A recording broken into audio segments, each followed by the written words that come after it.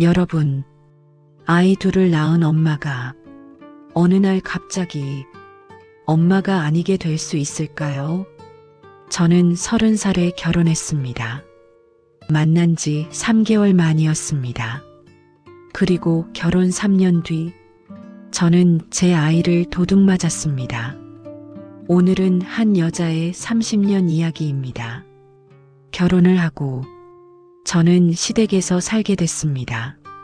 시어머니는 매주 일요일마다 일주일 먹을 반찬을 15가지씩 만들어 놓는 사람이었습니다. 마른 반찬, 장아찌, 볶음, 조림. 저는 다리가 좋지 않았습니다. 어릴 때부터 몸이 약했습니다. 그래서인지 다리가 좋지 않은 저에게는 그 일은 정말 힘든 일이었습니다. 다리가 아파도 쉬지 못했습니다.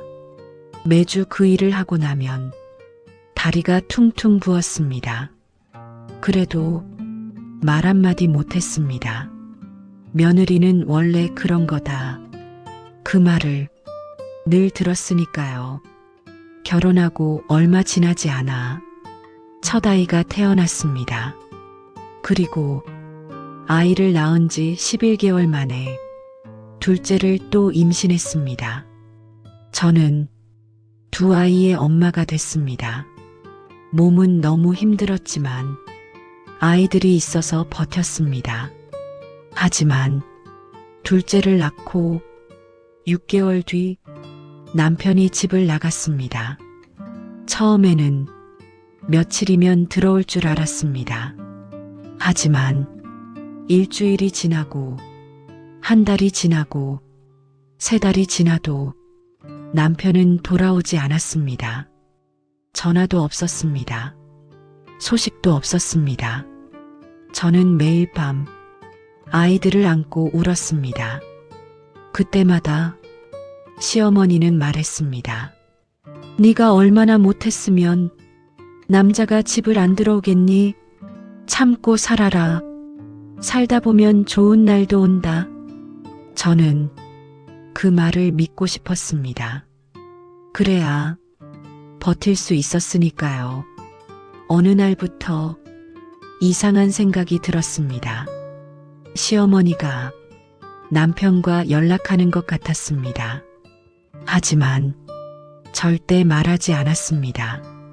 저는 묻지 못했습니다. 그 집에서 저는 늘 눈치 보는 사람이었으니까요. 어느 날 시어머니가 저를 불렀습니다. 그리고 말했습니다. 너 결혼하고 친정 한 번도 안 갔지?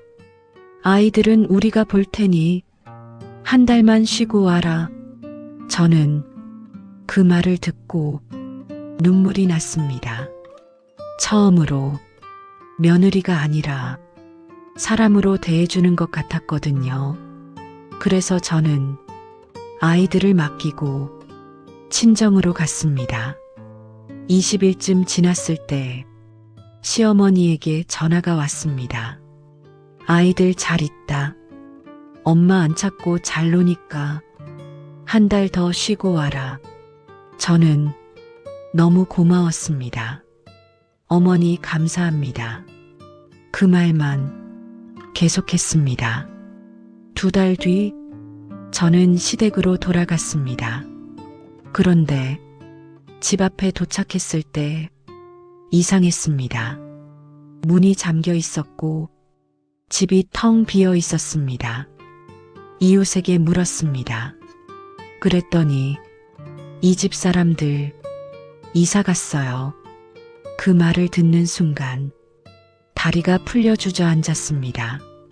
저는 몇 달 동안 미친 사람처럼 그 가족을 찾았습니다. 그리고 어렵게 집을 찾아갔습니다. 문을 열고 나온 사람은 시동생이었습니다. 시동생이 저를 보더니 말했습니다. 형수, 형 다른 여자랑 살아요.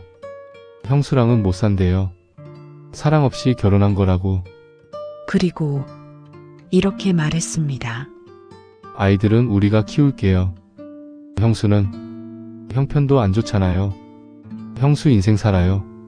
저는 그 자리에서 엉엉 울었습니다.